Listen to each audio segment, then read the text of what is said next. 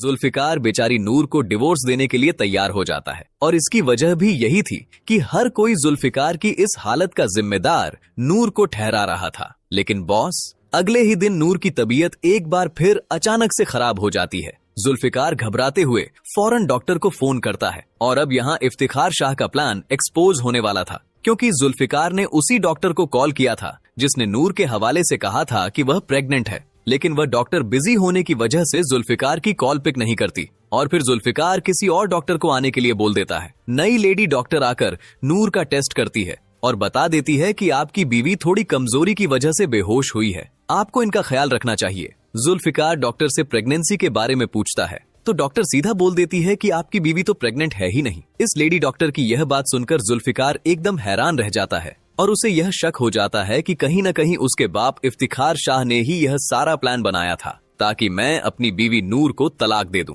वह फौरन गुस्से में उस डॉक्टर के पास पहुंचता है जिसने जुल्फिकार को झूठ बोला था नूर की प्रेगनेंसी के हवाले से। यहाँ जुल्फिकार जबरदस्ती उस डॉक्टर से सच बुलवा लेता है और डॉक्टर डरकर इकरार कर लेती है कि मैंने आपके डैड इफ्तिखार शाह के कहने पर ही यह सब किया था। यह सुनते ही जुल्फिकार का खून खौल उठता है। वह फौरन अपने पुलिस ऑफिसर दोस्त को कॉल करता है और उस लेडी डॉक्टर को अरेस्ट करने के लिए कह देता है फेक प्रेगनेंसी रिपोर्ट्स बनाने के जुर्म में। लेडी डॉक्टर खुद को बचाने के लिए जुल्फिकार से माफी मांगती है। तब जुल्फिकार कहता है कि मैं तुम्हें एक ही शर्त पर माफ करूंगा, अगर तुम सीधा मेरे साथ चलो और मेरे बाप इफ्तिखार शाह के खिलाफ गवाही दो। लेडी डॉक्टर मजबूरन जुल्फिकार के साथ उसके घर चली जाती है। वहां जाकर वह सीधा इफ्तिखार शाह की तरफ फिंगर पॉइंट करते हुए बोल देती है कि इन्होंने ही मुझे पैसे दिए थे नूर की फेक प्रेगनेंसी रिपोर्ट बनाने के लिए, जबकि नूर प्रेग्नेंट है ही नहीं। यहाँ इस घटिया इफ्तिखार शाह का पूरा भांडा फूट जाता है। ये देख जुल्फिकार गुस्से में इफ्तिखार शाह के पास जाकर कहता है मुझे पहले दिन से ही मालूम था कि आप नूर को पसंद नहीं करते,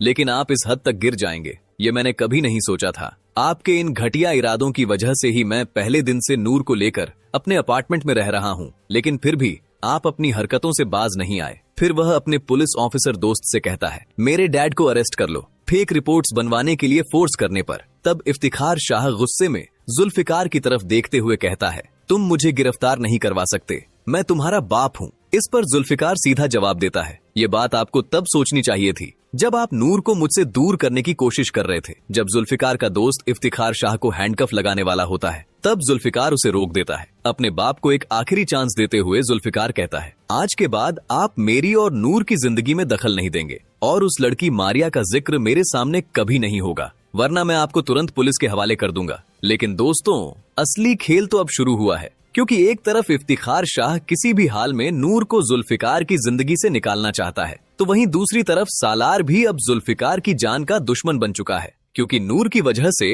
अब सालार और अरुशमा के रिश्ते के बीच भी दरार पड़ चुकी है। अब सवाल ये है, क्या इफ्तिखार शाह इतनी आसानी से अपने घटिया इरादों से बाज आ जाएगा? क्या वह नूर को जुल्फिकार के साथ खुशी खुशी जिंदगी गुजारने देगा या फिर दोबारा इन दोनों को अलग करने के लिए कोई नया प्लान बनाएगा? और क्या अब सालार भी इफ्तिखार शाह से हाथ मिला लेगा नूर से अपना बदला लेने के लिए? दोस्तों, ये सिर्फ हमारी प्रेडिक्शन है, गलत भी हो सकती है, जो सिर्फ एंटरटेनमेंट पर्पस के लिए बनाई गई है। पर आपको क्या लगता है, क्या सच में ऐसा होगा? कमेंट करके जरूर बताएं और वीडियो पसंद आए तो लाइक करें और चैनल को सब्सक्राइब करना ना भूलें।